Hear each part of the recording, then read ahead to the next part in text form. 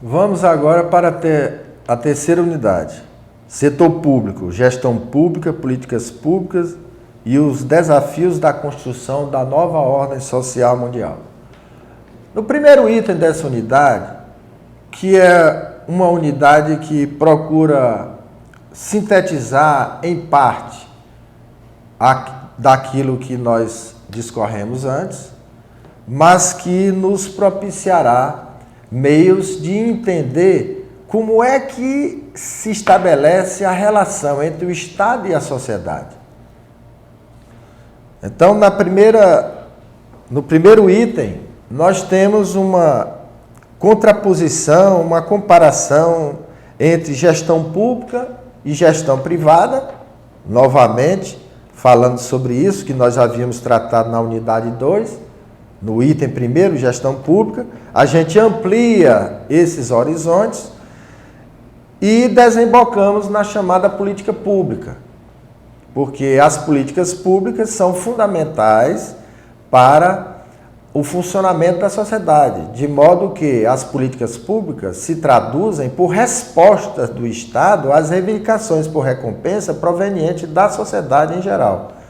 E as políticas públicas consistem em processo de relação global setorial, na medida em que a sociedade industrializada é uma sociedade fraca em seus fundamentos de solidariedade, porque ela é frágil na medida em que ela dependa da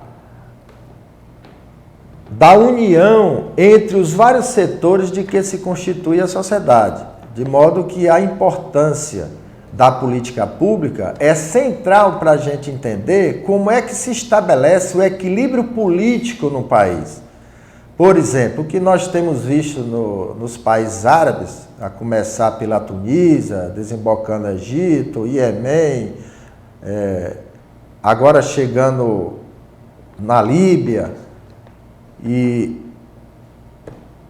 também no Irã, o que a gente observa é que essas pessoas estão se mobilizando em função da inexistência de políticas públicas que satisfaçam as suas necessidades por liberdade, sua necessidade por emprego e por uma melhor distribuição da renda, que isso é um problema em todo mundo.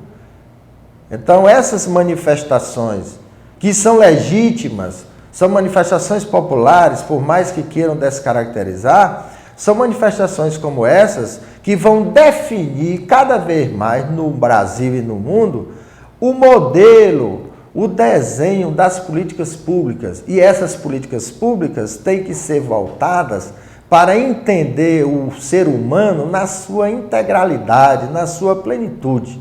Afinal de contas, o Estado não pertence a meia dúzia de grupinhos. O Estado é a consciência crítica da sociedade. E o Estado geralmente age em conformidade com o tipo de comportamento que os indivíduos na sociedade agem, definem para si mesmo. Então, é na relação entre sociedade e Estado que se situam as políticas públicas. E as políticas públicas podem ser políticas sociais de caráter preventivo, políticas sociais de caráter compensatórias e políticas sociais de caráter distributivos ou distributivas. De modo que o conteúdo de políticas públicas foi por demais explorado, de modo que vocês compreendam historicamente como é que isso aconteceu desde a sociedade feudal, em que predominava a lógica territorial, para a sociedade industrial, onde predomina a lógica setorial. Ou seja, nas sociedades anteriores, que normalmente a gente chama de comunidade, o que caracterizava era a lógica territorial, ou seja, as pessoas se identificavam como tal, em termos de sua identidade, na medida em que se vinculava a um território. Com a industrialização, cai essa lógica territorial, e em seu lugar surge a lógica setorial, ou seja, doravante a sociedade se desenvolve com base nas articulações dos seus órgãos fundamentais. E, assim, procede em termos analíticos com relação à sociedade, ao homem, ao corpo humano, em que vários órgãos desempenham funções determinadas que contribuem para o funcionamento da totalidade do organismo humano.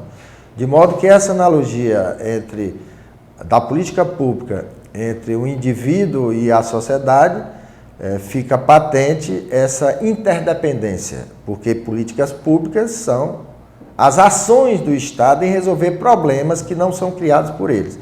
E no que diz respeito a políticas públicas, uma máxima é por demais oportuna: quem não chora, não mama. Ou seja, quanto mais escarcéu, mais movimentação fazem os movimentos sociais no intuito de mudar a estrutura da sociedade, mais a sociedade consegue chegar à parte dos seus objetivos. Tudo depende da mobilização, do caráter de conscientização e, portanto, de convencimento cívico. E, por fim, nós falamos sobre a questão do Estado atual e o capitalismo global, pois estamos vivendo numa ordem mundial que tende a ser multipolar, ou seja, com vários centros de decisão, não mais como nos últimos 30 anos, um mundo unipolar, tendo os americanos como xerife do mundo, e os americanos estão em decadência, os países ricos estão em decadência, e os países menos ricos, que são os emergentes, estão cada vez mais ocupando esse espaço. De modo que a relação entre Estado e capitalismo global é uma relação muito próxima e uma relação que explica grande parte dos problemas que o Estado tem em relação à sociedade e ao mundo que está se implementando.